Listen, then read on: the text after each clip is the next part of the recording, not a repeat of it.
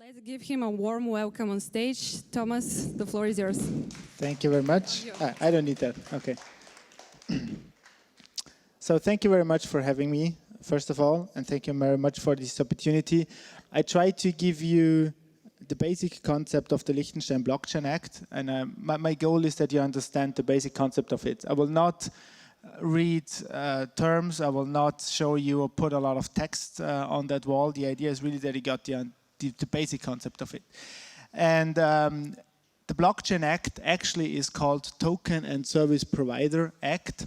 And I like that picture actually because being a software developer, I mean, I did that, I started to do coding as a hobby. And I did that for almost 10 years. And afterwards I started my law career. And that's what I do actually. I built the bridge between technology and law. And that's why this is not working. So somebody have to help me maybe with, no it's better. Okay, let's try it again. Okay, perfect. And we talked a lot about how you would have regulation which is in favor or a favorable regulation. And I was a member of the work group of the Liechtenstein Blockchain Act, and we actually spent quite a lot of time to think about how we would like to have that regulation in Liechtenstein. And the result is actually a roughly 380 pages document with a 60 pages act with a lot of definitions. So we spend a lot of time, for example, to define the token and to amend, for example, our corporate act where needed. And we did a lot of work explaining the basic concept of DLT, of blockchain, so everybody can understand it. And this document, actually, Philip Santner from the Frankfurt School of Business is asking his student to read that document because it's a government-issued document with a lot of explanations. And what we did is we did amend not only the corporate law, we did amend the Due Diligence Act, we did amend our civil law framework, and there was quite a path to go. So the Blockchain Act is not yet in force. It hopefully will be enforced January 2020, but that was quite a path.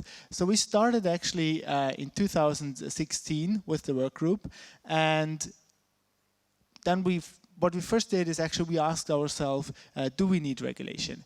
Because, for example, in the United States, one reason why the internet was so successful is because there was no regulation. And that's one question I got a lot. Thomas, I mean, Liechtenstein has now such a complex and comprehensive legislation. Do you think that this makes sense? And I really do think that this makes sense for several reasons. But I think the biggest reason is because we talked to the industry before we finished that Blockchain Act a lot, and we involved them. And the goal of this Blockchain Act is actually to foster innovation, to help the entrepreneurs, to give them legal certainty. And if there is something where you don't need any regulation, so if the technology works without a legal framework, then just let the technology work. I mean, then you don't have to regulate. So, this thing is not really working properly. Maybe we can turn it around and just switch here. Okay. Yeah, it's not really working. If you can switch when I ask you to do so, that would be very nice. Thank you very much.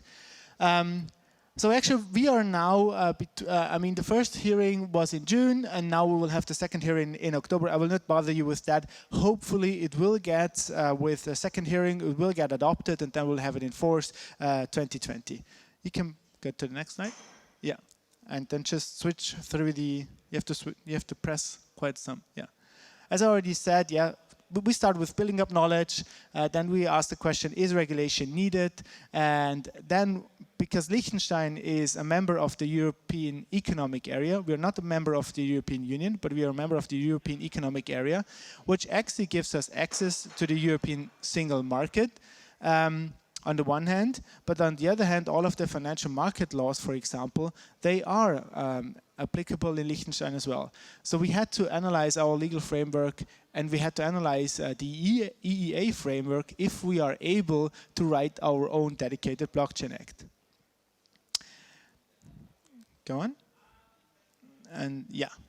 So, and as we heard today already, and Joel pointed it out very clear, if you start today with your blockchain project, a lot of existing laws are applicable that you see on the left side. So you have a lot of financial market laws that might be applicable. You have corporate law, which is applicable, tax law, and so on and so forth. But in addition to that, we said, okay, where do we need additional regulation? And as lawyers, and I know we are, and the legal system is not that easy to understand, as coding is not that easy to understand. If you ask a lawyer if he is able to read a smart contract, he will say, oh my gosh, that's very complex. And it's the other way around as well. But we said, okay, to have legal certainty, we need definitions. We shouldn't have a court arguing for 3 and 4 years what a token is. I mean, they will do anyway, even with a definition, but it will be easier, hopefully. So we said, okay, let's have a dedicated act, put some definitions in, and amend the civil law framework, amend the corporate act, and try to find answers to the crucial questions. Please. Yeah, we can go on. Okay, and then we defined our relationship model. What does that mean?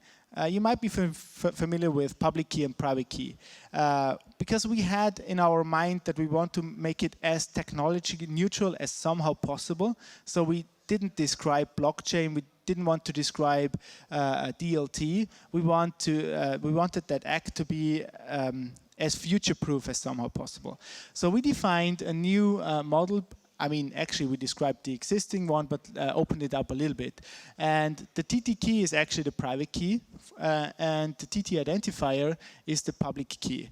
And these two are in a relationship. And yeah, these two are in a relationship, which means this is actually where our legal system then, if you are able to act, and if you're able to use the private key, you will be the person responsible. We know, and there are provisions for that as well, if you have, I mean, if I know the private key and Joel knows the private key, 2 persons are able to act on that. So we took care of that as well. But that's the overall concept, that you just have a relationship model between the public key and the private key. Yeah, that's fine. I mean, we didn't get rid of the classification, but the classification is something, I mean, there are another, if you classify a token as a utility, for example, I mean, you will not gain a lot of, I mean, it's not certain, because a utility, or if you say, okay, that's now a security, anyway, you have to analyze a lot more. And if you classify something, you tend to actually forget about crucial things. So we are not talking about classification in our Blockchain Act. We aimed for another way. And we analyzed, before we wrote that definition, that was actually a very long path. And then we defined, okay, and we analyzed what are the main functions of a token. And one is legitimization. So if you use a token and you have whatever right, you should be able to use that token to legitimize yourself. The second thing is liberation. So for example, if you have a company share represented by a token and you claim your dividends and the company actually pays your dividends, then the company should be free of paying it for a second time. That's the second crucial function. And I mean, I know that there are lawyers in the audience, so you might be familiar with these functions. And the third one is transportation. So it's easy to transfer a token from A to B. We can go on. And that's the only definition I will put on that wall, I will promise. What we said is the token is actually a piece of information on a TT system, aka blockchain, DLT, whatever solution. It has to be a trusted technology. And then we said it doesn't have to, it can be empty, but it can represent, for example, your shareholder rights, but it can represent whatever right. And is assigned to one or more TT identifiers, and then we are in the relationship model again. The token has to be somehow assigned. Please. And to explain or to understand the basic concept of the Blockchain Act, and that's actually the crucial slide. So yes, we already saw what's the minimum ERC20 token. We said, okay, let's start with that. You define your token, you define your functions, which is actually, we used that picture, or I used that picture. So you have whatever asset, and the asset itself, I mean, you're not able to put the asset in the token, so what we said from a legal point of view, you say, okay, this asset, you have an ownership right over an asset, for example. I'm the owner of that diamond. And the ownership right, I want to have represented in a token. So we said, okay, let's take that right, we have to go on. Let it be represented in the token, go on. And if you use that based on a TT system, it's very easy to transfer that from A to B. So I can now easily transfer my ownership right to Joel within a second with the use of an app. But the problem is now we still have the asset. And for example, if I do that, and I will transfer the token, and I have, this is our diamond, I still have the diamond. The problem is if Joel is transferring the token to whomever, let's say to Joseph. And Joseph then comes to me and says, Thomas, you know what? You see, this is the token. This should represent the ownership right to that diamond. Please hand over that diamond. If I don't know why, I lost it yesterday evening the diamond, or it was stolen or whatsoever, the problem is that you will not get to that physical asset. So we defined a role which is called physical validator. That's a service provider which is actually, you have to register that within with the FMA. But this service provider takes that physical asset in custody. So if I want to have the ownership right represented in a token, then I will take that physical asset to a physical validator, he will put it in custody, and Joseph will be able to go to that physical validator and say, please hand over that diamond, which is actually a crucial part. And that's the token container model. You can actually let the token represent whatever right your existing legal framework already knows. So it's very flexible. It's extremely flexible on the one hand, and on the other hand, you get all of the beauty of blockchain. It's efficient, it's very easy to use, and lawyers understand what you're talking about. Please. Now coming to the registration, but I will not put a lot of efforts on that explaining to you, just because we had a lot of discussions with the industry, because I mean, we started 2016, so we went, we had 17, we had the ICO hype in 18, and we said, okay, what do we have to do? So it's not a license, so you don't apply for a license, but what you have to do, depending on what you do, for example, you have to get registered with the Financial Market Authority in Liechtenstein. It's a registration process, which is rather easy, but it's, for sure, the idea is to have a quality, you have a quality label. The idea is that you have a certain level of quality. And it's mandatory for all TT service providers. But what we did is, we didn't say, whatever you do in respect to blockchain, you have to get registered.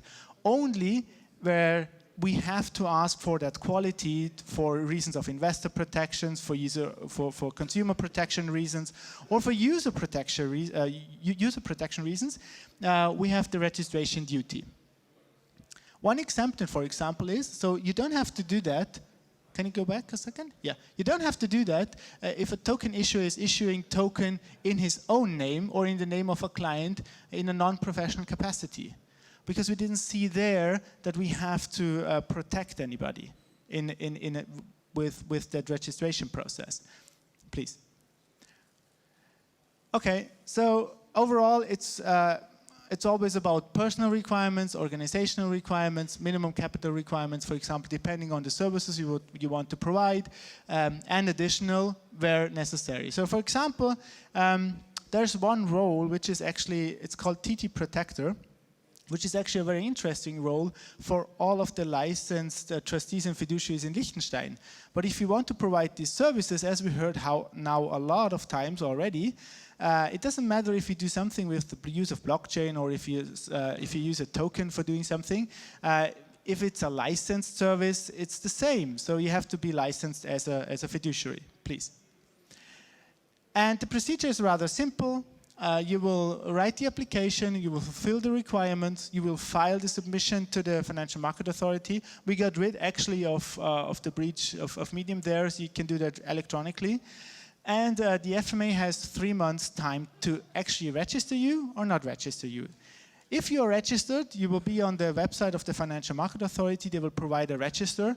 And everybody who is willing to look at that register is able to do that and see, okay, this ABC company is registered within the FMA and they are a token issuer. And therefore, we know at least that they fulfill the minimum requirements in Liechtenstein. Please.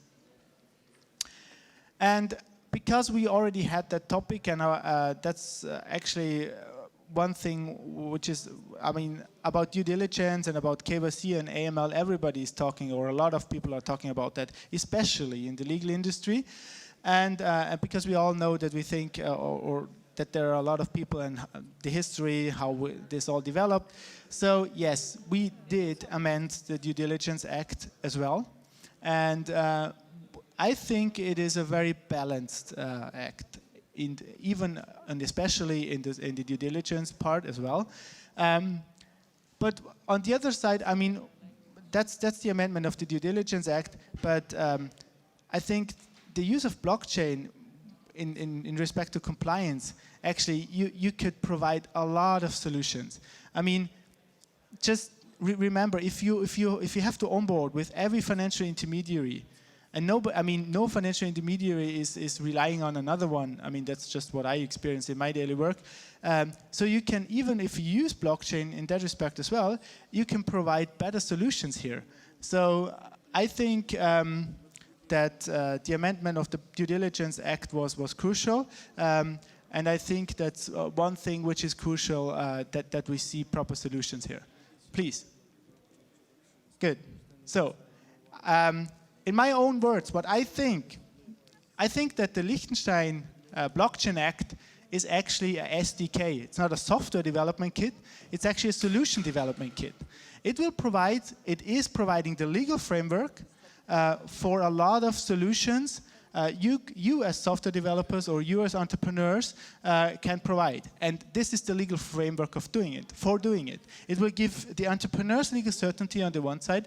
On the other side, you have a consumer protection, you have user protection, and that's what I think is good. It really tries to foster innovation.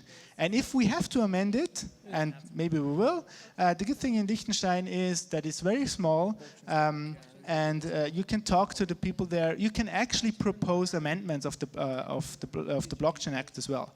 And yeah, I think that was it. If you have any questions, feel free to approach me. Feel free to approach Joseph, who had a presentation about security token offerings this morning. And we are more than happy to try to answer your questions. Okay, thank you. Very quick questions, because we're still over time. Yeah, thank you. I have questions for everybody.